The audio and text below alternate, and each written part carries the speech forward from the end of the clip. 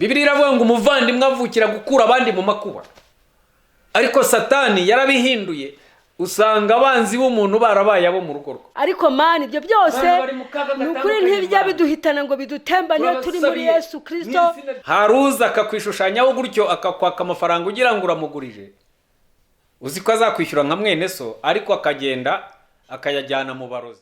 Twongeye kubasuhuza cyane, muraho neza, muri amahoro. Umwami Imana nabishimire hirya no hino mugiye muherereye ku isi atandukanye. Twizeye yuko mukomeza kugubwa neza kandi ko Imana ikomeje kubarinda. Ngira ngo turi mu gihe gikomeye cyane, abakristo bakunze kuvuga ko ari iminsi ya nyuma, kandi koko ni nabyo, kuko muzasanga namwe mutabyemera ariko muzasanga ari byo. Kuko hari ibyo mugenda mwumva no munsi mutumvaga kera, hari ibyo mugenda mubona mukabona namwe n'ubwa mbere. Sinzi rero uko mutekereza ko ari iby'iterambere gusa, ariko iyo bivuzwe ko ari iminsi ya nyuma cyangwa se imperuka, ngira ngo byose bikubirwamo kumva ko ari byo. Niyo rero yavuzwe, Bibiliya yarayivuze, abahanuzi barabivuze, kandi n'uyu munsi turagenda tubibona.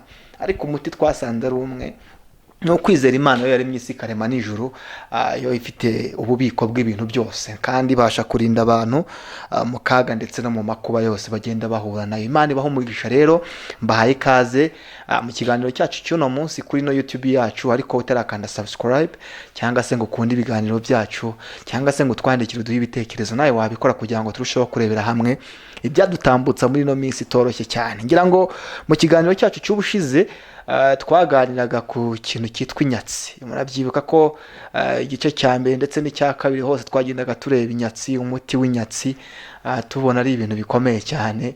Ngira ngo hari abantu benshi mwari mwaragiye mwibeshya kuri izo nyatsi, nk'uko nanjye najyaga mbyibeshyaho, ariko nanjye naje gusanga burya koko ibintu biba bitoroshye kandi ni ibya rusange, ni iby'abantu bose. Ariko umuti niba warakurikije ikiganiro ngira ngo warawubonye. Ngira ngo rero kuri uno munsi narebye nsanga tugiye kureba ikindi gice cya gatatu. Hari abantu bamwe na bamwe bagiye babivuga bati ntacyo kuri icyo kiganiro muzakomeze mutuganirire. Uyu munsi rero tugiye kureba kuri iki gice cya gatatu n'ubundi kigize icyo twakwita ngo ni inyatsi. Inyatsi zituruka hehe? Twahabonye ko ari zituruka mu miryango, zigenda ari uruhererekane. Tubona ko ari biza ari binaturutse no ku Mana kugira ngo irebe umuntu yahamagaye cyangwa se itoze umuntu kwitegura umuhamagaro neza. Tubona byinshi cyane bijyanye n'izo nyatsi. Uyu munsi tugiye gukomerezaho n'ubundi turi kumwe na Gasago, umuvugabutumwa wacu. Twaganiriye kuri iki cyigisho nk'umuntu twasanze ko ufite n'inararibonye kuri ibi bintu, kuko mu kiganiro cya mbere muri ko yanatubwiye yuko yanawuvugutaga umuti w'inyatsi. Yababwiye amoko y'imiti myinshi cyane ya Kinyarwanda yajyaga atangaho abantu, ariko nyuma aza no kutubwira umuti yaje kubona nawe uruta indi miti yose, ari wo muti wo kumenya Yesu cyangwa se kwakira Yesu, akaba ari we uza gukuraho inyatsi. Rero mbaye ikaze mu kiganiro. Ngira ngo twageze mu rugo n'ubundi kwa Gasago. Ngira ngo tugiye kuza noneho tuganira byimbitse, turebere hamwe icyo noneho baduteguriye cyangwa se icyo yitegura kutuganiraho no munsi hamwe na madamu. Ngira ngo murababona yuko ni ababyeyi bambaye neza, bambaye neza cyane rwose. Urabona ko ni abakozi b'Imana kandi ni nabyo. Muraho neza, amahoro.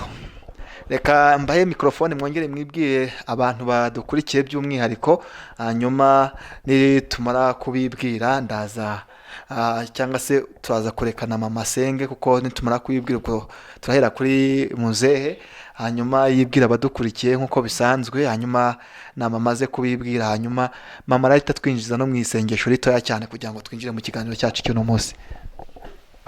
Nitwa Gasago Pascal, bakunze kunyita muzehe. Ndi kumwe na mukecuru, ariko nawe yababwira amazina ye. Amazina yanjye nitwa Umwizararangwa Veneranda.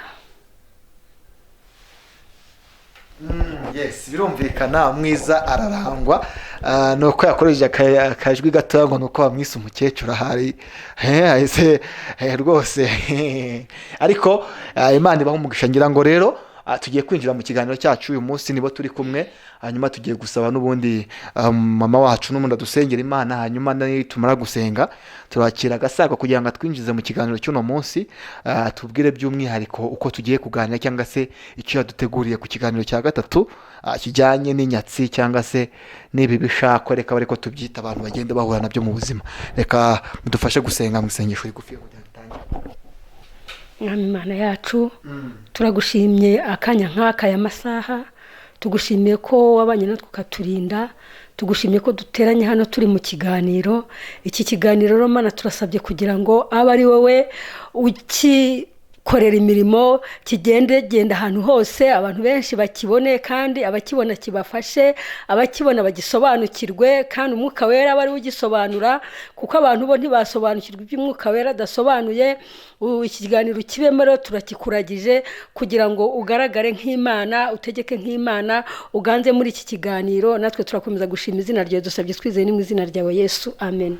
Amen. Yego, ni Imana ibaho umucero. Nari nkibabwira nti utarakanda subscribe ukande subscribe, kandi nkuko mu isengesho babitubwiye iki kiganiro dukeneye ko kigenda ahantu hose, byibura abantu benshi bakakibona.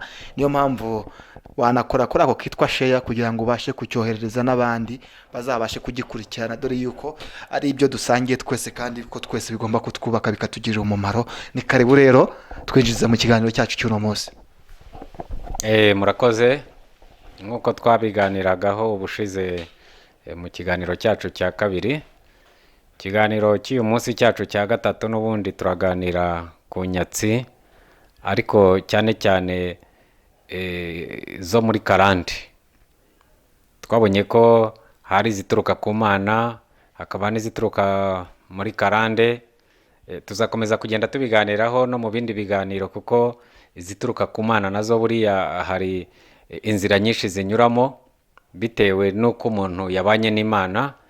Hanyuma ubu ikiganiro tugiye kuganiraho ni za zindi zo muri karande, n'ubundi nicyo dukomeje, kuko nazo zikomeje kwangiza byinshi.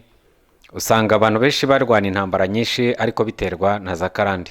Reka rero n'ubundi duhere ku ijambo ry'Imana mu rwandiko rwa kabiri rw'Abikorinto mu bice 11 umurongo wa 26. Uradufasha gusoma n'ubundi.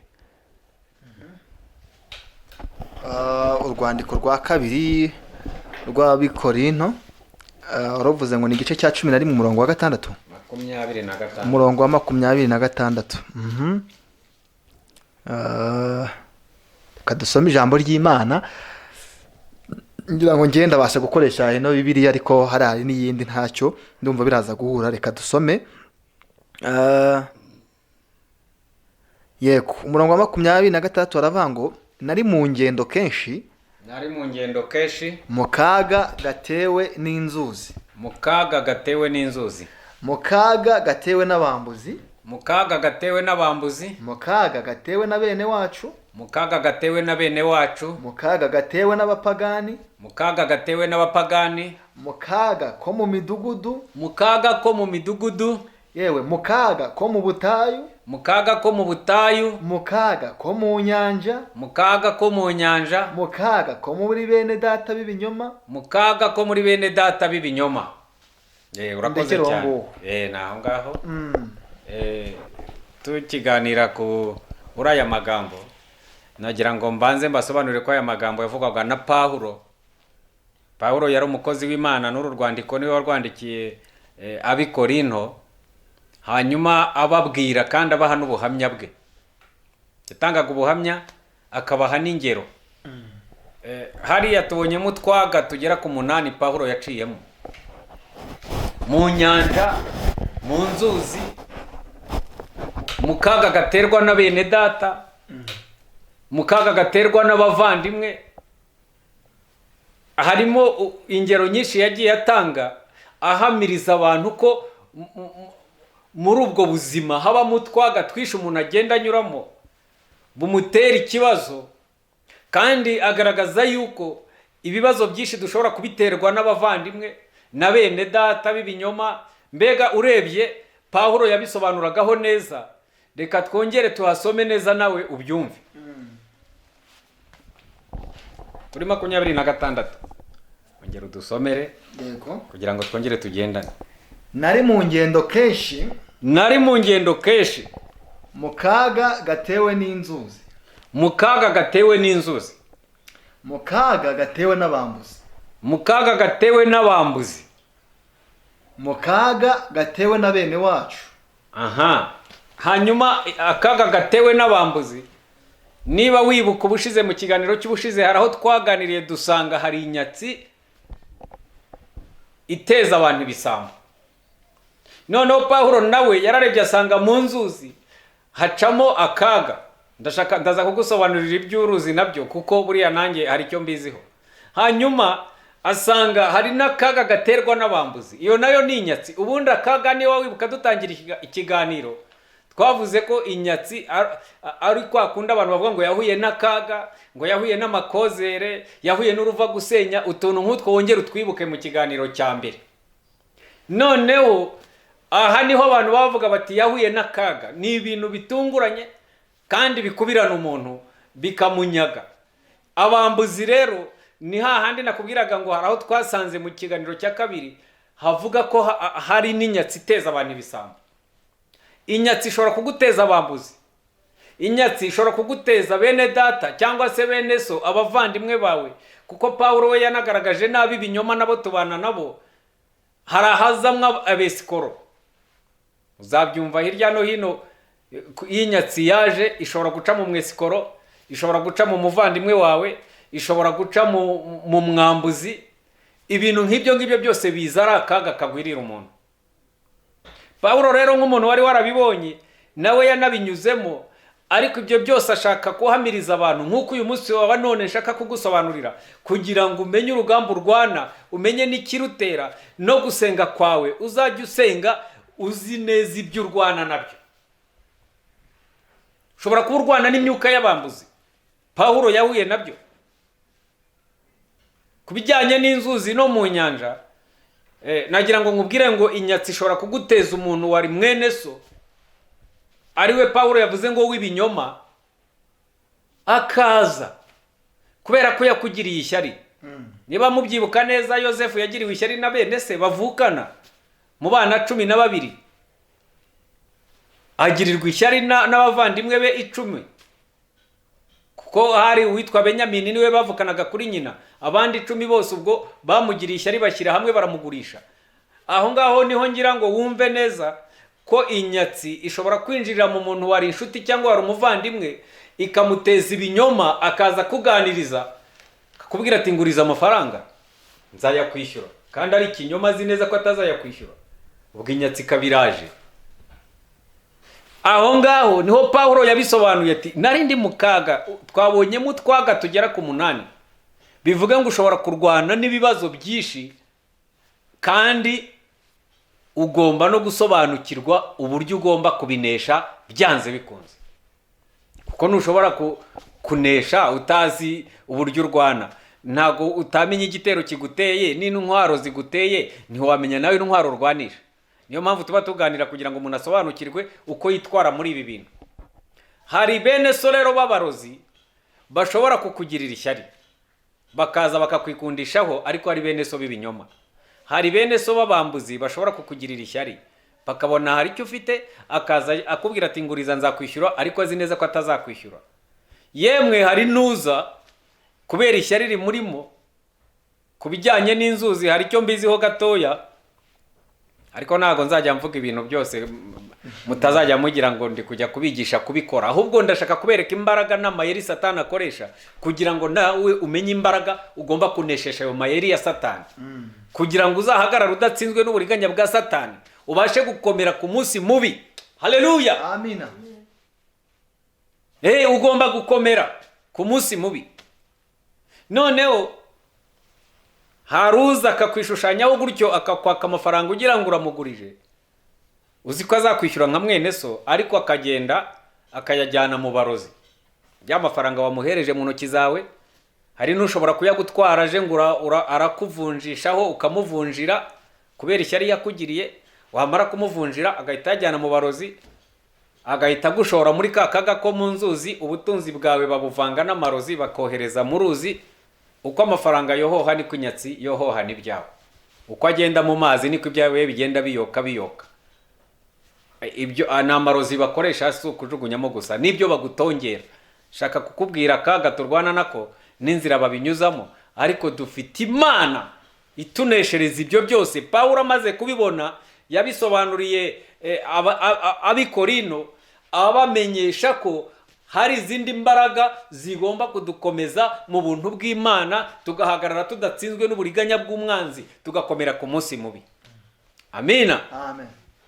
Pawulo rero yabivuzeho, aravuga ati nari mu kaga mu nzuzi, nari mu kaga mu nyanja, aho hose ubwo inkuge zamenekaga bari mu nyanja. Pawulo yabaga ari mu rugamba, yararwanaga.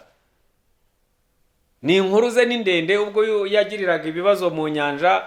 Uko niko abantu natwe tugenda turwana mu gihe cya none, tugaca mu twaga twishi. Hariya twasomyemo utwaga 8 mu murongo wa 26. Ariko ibyo byose Pawulo yabyitwayemo neza. Ni ubuhamya yahamirizaga abantu, ababwira ati jyewe naciye mu kaga, ndongera nca no mu kandi kaga. Uyu munsi wa none mwene data uri guca mu kaga gute? Ntabwo uri gutsindwa n'urubanza, ntabwo uri gutsindwa n'uburiganya bw'umwanzi. Hagarara ukomere, dufite Imana igomba kutuneshereza. Ibyo byose tubicamo ikabire bikabyihorera. Niba iyo nyatsi yawe idaturutse ku Mana, igaturuka kuri bene so cyangwa kuri bene data tumaze kubona nk'abo Pawulo yahuye nabo, humura, dufite Imana igomba kukuneshereza, igomba kuneshereza, igomba kutuneshereza twese, kubera ko babikora ibizi. Imana nayo ikabyihorera kugira ngo ibanze irebe gukomera kwacu no kwizera kwacu. Ntabwo dukwiriye kubangikanya Imana, kuko Imana irihagije. Imana ntibangikanywa. Ibyo ngibyo barabikora ikabihorera. Ariko byose ijambo ry'Imana riravuga ngo urabikora nka kwihorera, ariko nzabikugaruraho. Igihe cyabo kizagera babone ko ntacyo bakoze. Ariko nuhagarara ugashikama ukaguma mu buntu bw'Imana, bazareberaho bamenye kubana nayo, nabo bibatere guhinduka. Burya hanini nicyo gituma Imana ireka ibigeragezo bikatugeraho, kugira ngo natwe izajye twirata ivuga ngo nabonye ko uhagaze neza, kwizera kwawe kurakomeye. Twabonye ko hari inyatsi ituruka ku Mana kubera igipimo. Niba rero inyatsi zawe zituruka ku barozi, niba inyatsi zawe zituruka muri karande, komera ku Mana. Nta handi hantu ugomba kubonera umuti uretse mu Mana honyine. Hanyuma muri kuriya kurwana kwa Pawulo no muri za karande, hari ibintu byinshi tugenda turwana nabyo, ariko tugomba gusobanukirwa neza cyane. Reka twongere dusome mu Bacamanza mu bice 2, turebe ku murongo wa mbere, wenda tugeze nko ku wa 3. Rongera dusomere. Reka dusome Abacamanza ibice 2, umurongo wa mbere kugeza ku wa 3. Marayika w'Uwiteka ahanira abantu i Bokimu. Nibyo? Yego. Hanyuma marayika w'Uwiteka ava i Gilugali ajya i Bokimu. Arababwira ati, nabavanye muri Egiputa mbazana mu gihugu nasezeranyije ba sogokuruza, nkababwira nti ntabwo nzaca ku isezerano nabasezeranije. Namwe ntimugasezerane na bene icyo gihugu, ahubwo muzasenye ibicaniro byabo. Ariko ntimwanyumviye, niki cyatumye mukora mutyo? Hari ibicaniro bagombaga gusenya, niyo mpamvu yabibahaniye. Niyo mpamvu nagira ngo nkubwire ngo iyo uri muri izo za karande z'ibyo bicaniro, cyangwa ukaba warabivukagamo, bisaba kubisenya, hanyuma Imana ikabona ko wabishenye. Iyo utabishenye rero nayo irakureka. Ijambo riratubwira ngo iyo ubuze ubwenge Imana irakureka. Iyo ubuze ubwenge Imana irakureka. Ariko iyo ugize ubwenge ugakora ibyo Imana ishaka, Imana iragushyigikira, Imana ikagukomeza, Imana ikakuneshereza. Warangiza kurwana urwo rugamba nk'uko Pawulo yarwanya, akavuga ati igihe kimwe, ikindi gihe. Hari naho Pawulo yavuze ati igihe nakubiswe n'inkoni, igihe kimwe bankubita ibiboko, ikindi gihe bankubita inga. Nuko yarenganyirizwaga umurimo w'Imana akihangana. Muri utwo twaga twose rero ugomba guhura natwo, ugahura n'iyo nyatsi ikakwaka, ariko icyo usabwa niki? Ni ugukomera. Reka ture mu Bacamanza 11:29-34. Abacamanza 11. 29 dukomezeho. Reka dusome Abacamanza 11 29 kugeza kuri 31. Umwuka w'Uwiteka akaza kuri Yefuta, anyura i Galeyadi n'i Manase ajya i Misipa y'i Galeyadi, avayo afata mu Bamoni 30. Nuko Yefuta ahiga Uwiteka umuhigo ati, nungabiza Abamoni ngatabaruka amahoro mvuye kubatsinda. Ikizabanza gusohoka imbere y'umuryango w'inzu yanjye kunsanganira kizaba icy'Uwiteka, nanjye nzagitangaho igitambo cyose. Uwo ni umuhigo Yefuta yahize, ahigira Uwiteka. Marayika yaramusanze aramubwira ngo Imana ningabiza uru rugamba nkarurwana nkanesha, hari icyo nzakora. Nagira ngo nkubwire ngo muri za karande habamwo n'inyatsi turwana nazo zitewe n'imihigo. Hari imihigo wowe ubwawe wihigira imbere y'Imana, hari n'imihigo twahigiweho na basogokuru na basogokuruza. Ibyo byose nabyo bigomba kuba ahantu hamwe, kandi tukamenya ko ari igicaniro tugomba gusesa cyangwa tugasenya. Iyo ari umuhigo wihigiye usabwa kuwuhigura. Iyo ari umuhigo wahizwe na basogokuruza na za karande, babishingiye muri za karande, bavuga bya bigirwamana byabo ko tuzabikorera, kandi tukaba tutagomba kubikorera uyu munsi wa none, tugomba gukorera Imana. Ibyo tugomba kubisenya tukabirimbura. Niyo mpamvu bisabwa gusobanukirwa mwene data akagurimo, amakozere, amakubitirane, inyatsi uri kurwana nazo, ugomba kumenya aho zishingiye. Niba ari zaturutse ku Mana, niba ari zaturutse muri za karande, ukamenya urwo rugamba uburyo uri kururwana. Icyo usabwa niba ari za karande, ugomba gusenya ibicaniro bya za karande. Imihigo baguhigiyeho n'ibyo bagutongereye, ibyo ukabisenya. Hanyuma byaba ari ibyo wihigiye nanone wowe ubwawe, nabyo ukabihigura. Yefuta iyo ukomeje imbere gatoya, reka twumve uburyo yahiguye umuhigo we. 32 cyangwa dukomeze hepfo? Dukomeze. Nuko Yefuta aratabaruka 34. Agiwe i Misipa. Agiwe yenda kugera iwe, umukobwa we asohokana utuntu dusa n'ishakwe abyina. Ajya kumusanganira. Yaranejejwe nuko se atabarutse amahoro ku rugamba. Kandi uwo mwana we yari ikinege. Kandi uwo mwana yari umwe, nta muhungu cyangwa umukobwa yari afite wundi utari. Nta wundi mwana Yefuta yagiraga, yari uwo wenyine. Amubonye ashishimura imyenda ye. Yefuta abonye uwo mwana, yibuka umuhigo yahigiye Imana ko nimugabiza ababisha agatabaruka amahoro, ikizasohoka mu rugo iwe cyose azahita agitambira Uwiteka Imana. Byamuteye rero gukunda urukundo akunze umwana we, bimutera gushishimura imyenda yabonye ari we usohotse. Aravuga ati, ye baba we, mwana wanjye. Yefuta aravuga ati, ye baba we, mwana wanjye, kumbabaje cyane kuri bumpagaritse umutima kuko nahigiye imbere y'Uwiteka. Umpagaritse umutima kuko nahize umuhigo imbere y'Imana. None simbasha kwivuguruza. None sishobora kwivuguruza mwana wanjye. Aramubwira ati, data, ubwo wahigiye imbere y'Uwiteka nigura nk'uko wahise. Umwana nawe yarazi neza ko se akorera Imana cyangwa yubaha Imana yo mu ijuru ishobora byose. Umwana abwira se ati, data, ibyo ndabyemeye, niba warahize umuhigo ubikore rwose, nta kindi nakongeraho. Hanyuma hepfo arakomeza avuga ngo kuko Uwiteka yaguhoje ababisha bawe b'Abamoni. Umwana abwira se ati, kuko Uwiteka yakugabije cyangwa se nyine yakubashishije kuri uru rugamba ukarutsinda, akakugabiza ababisha bawe b'Abamoni, nanjye ndabikwemereye data, uko wabivuze bari kubigenza. Amina. Amen. Yefuta yaramenyesheje umwana we ati, mwana wanjye, urabizi nubaha Imana, none nahize umuhigo, mbwira Imana ko ngomba kugutambaho igitambo. Twamaze kubona ko yari umwana umwe, nta wundi mwana yagiraga hirya no hino, ariko yari yahize umuhigo, agomba kuwuhigura.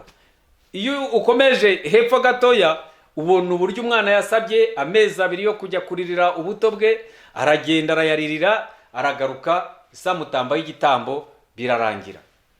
ni ukuvuga ngo hari imbaraga cyangwa se hari intambara cyangwa hari akaga turi guhura nako, hari imbaraga ziri kuturwanya cyangwa natwe dukwiye kurwanya, ariko dukwiye no kumenya aho bituruka. hari uwo twigeze kuganira arambwira ati hari n'ugira inyatsi yiteye. ese umuntu yakwitera inyatsi gute?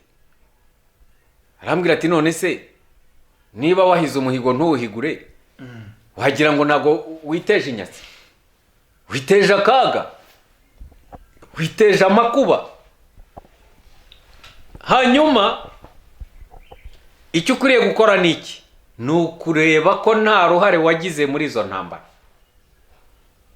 niba bituruka ku Mana nibyo, niba bituruka muri karande, aho niho nakubwiye ngo numara gusobanukirwa niho ugomba kumenya intwaro urwanisha. ufite inyatsi rero yaturutse ku Mana, nakubwira ngo aho ngaho nta nubwo nagusengera, ahubwo nakugira inama nkakubwira ngo genda wiyuzuze nayo ukora ibyo ishaka. ariko noneho niba ari muri za karande, humura turagusengera kandi turasenya ibyo bicaniro, ibyo bagutongereye, niba ari imihigo baguhigiyeho, niba ari ibyo bagutongera, niba ari ba bene so b'ibinyoma, niba ari bene data b'ibinyoma, niba ari bandi babambuzi, ibyo turabisengera. humura ntabwo bizongera. kwari ukugira ngo umumenyeshe ko iby'Imana bigomba gukorwa mu buryo bw'Imana, kuko iyo byaturutse ku Mana sinakubwira ngo ndagusengera, ahubwo nkugira inama ukiyuzuza nayo. ariko reka turebe neza ijambo turi kuganiraho uyu munsi. ni inyatsi zituruka muri karande, arizo ziteza amakuba duterwa na bene data, amakuba yo mu nzuzi, amakuba yo mu nyanja, amakuba y'abambuzi, ibintu nk'ibyo ngibyo nibyo shaka ko mu kanya turasenga turwane n'iyo myuka mibi, n'izo mbaraga z'abarozi, ibyo byose bagutongera. niba ari n'imihigo wahigiweho n'abasogokuru n'abasogokuruza bo muri karande, ibyo byose turabisenya, dusenye ibicaniro byose bakubakiyeho. ibyo ku Mana biri ku Mana. reka turebe neza muri izo za karande. Yes, birumvikana cyane rwose, ngira ngo namwe mwamaze kubyumva. Turimo tunagana ku musozo w'ikiganiro cyacu cy'uno munsi. Nge nanjye hari amasomo nkuyemo, mwabonye ko nari nyine nandikamo dukeya nanjye nari mbashije gukuramo, ariko ngira ngo umuti wa nyuma nk'uko abivuze ni ugusenga Imana. niba wumva hari inyatsi muri zo zose yagusatiriye, ngira ngo mwazumvishije iziterwa n'inzuzi, ariko wigeze uvuga ko utubwiraho gatoya kuziterwa n'inzuzi. ngira ngo mu byo nakomeje kureba dusa nk'aho twagasimbutse. za bene wacu bari abavandimwe babi twazumvishije, iz'abambuzi twazumvishije, ariko kuri zira kariya kaga Pawulo yavuze gaterwa n'inzuzi, yarashatse kuvuga iki? Pawulo yarashatse kuvuga ku bibazo ahura nabyo abitezwa na bene data. biyabisobanuyemo kenshi, twabonyemo utwaga 8. niho harimo ibyo bice byinshi. kereka tugiye kuri buri gace akambere tukagera ku twaga 8 twose, ariko kuri ibyo by'inzuzi navuze agace gatoya ko bashobora gufata amafaranga yawe bakayashyira mu nzuzi bakayohoshya. hanyuma iyo nyatsi ikaba irinjiye, kuko uko uruzi ruri gutwara ya mafaranga yawe niko yose ayoyoka. niko bashobora gufata umwenda. rega burya inyatsi habamo byinshi.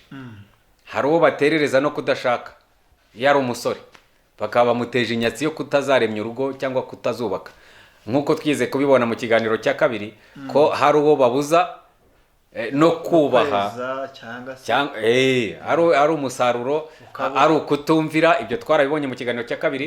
hanyuma rero kuri vashiti. hanyuma rero aho ngaho ni naho bashobora no guteza umuntu kudashaka, akazasazira ku ishyiga ari umukobwa, cyangwa akazasazira ku ishyiga ari umuhungu. byose biba birimo za karande. hari ukuntu baba babigenje, bashobora gufata imyenda yawe, kurya no kwandarika si byiza. hari abo batwara imisatsi, hari abo batwara imyenda y'imbere, ibintu nk'ibyo ngibyo nabyo bakagenda. hari ibyo bohoshya, hari ibyo bamanika, hari ibyo baroha mu nyanja, ibintu nk'ibyo bakamuteza inyatsi. hari abo bateza inyatsi zo kutazabyara, ibintu nk'ibyo byose bagenda ubundi urabizi, cyagiye mbaho ubuhamya, cyagiye mbabwira ko ubundi ikuzimu usanga amarembo menshi aca mu nyanja no mu marimbi. hanyuma rero ni mpamvu Pawulo yavuze ati no mu nyanja yagiye arwana n'urugamba rwo mu nyanja. niba narigeze kubabwira aho nagarukiye, aho ngaho niho usanga inshuro nyinshi bagenda bohereza ibintu byose ahantu bitazagaruka. noneho rero iyo bamaze gufata imyenda yawe bakayiroha mu nyanja cyangwa bakayiroha mu ruzi, bafite amarozi baba bayihambiriyemo. Si imyenda gusa, baba baroshyemo amarozi n'ibyo batongera. Ibyo nibyo turwana nabyo rero. Ako niko kaga duhura nako, duterwa na bene data b'ibinyoma, kuko ntabwo yashyikira imyenda yawe atagukunda, atakwikundishijweho. Ntabwo yashyikira amafaranga yawe atakwikundishijweho. Aza ari mwene so ariko w'ibinyoma. Niko kaga kenshi duhura nako. Hanyuma rero nuri mwene so muvukana aguteza kandi kaga. Cyo ni ibintu byanakomeye cyane. Abavandimwe b'iki gihe usanga aribo bahindutse abanzi. Yesu yigeze kwivugaho kera ati umwanzi w'umuntu azaba uwo mu rugo rwe. Ubu muri iki gihe usanga umwanzi w'umuntu. Bibiliya iravuga ngo umuvandimwe avukira gukura abandi mu makuba. Ariko Satani yarabihinduye, usanga abanzi b'umuntu barabaye abo mu rugo rwe cyangwa abavandimwe be. Uzajya wumva ngo umugore yica umugabo, umugabo yica umugore, umwana yishe nyina cyangwa yishe se. Ni akaga. Birya ntabwo ari we, nta mwana watinyuka kwica se ari we, ahubwo ni imyuka mibi ya za karande baba bamutongereye bakayimurohamo akabona gukora ibyo. Nibwo wumva ngo umugore yishe umugabo, ni imyuka mibi baba bamuteje. Iyo myuka mibi niba yamwinjiyemo. Nibyo narindi kuvuga rero ko umbaza utese akaga ko mu nyanja, nkubwira ko ari ibintu bashyiramo bakohoshya no mu nzuzi, ariko batongereye umuntu. Uko ubwenge bwe buri kohoha niko nawe akora ibyo atari gukora. Ako ni akaga. Niyo mpamvu ngira ngo dusenye ibyo bicaniro byose. Yes, Imana ni guhumugisha cyane, ngira ngo karako nanjye nayo ndimo nibaza kandi ndumva ndabisobanukiwe. Namwe niba mujya muhura n'ibintu bikomeye nk'ibyo, mujya mumenya ko Satani akora kandi akora ibintu bibi cyane ndetse bikomeye, ariko muze kwa Yesu cyangwa mwizeye Imana mukizera umwami yabasha kubibakiza. Niyo mpamvu twagira ngo dusoza ikiganiro cyacu cy'uno munsi dusoze musenga, hanyuma musengera abo bantu bose.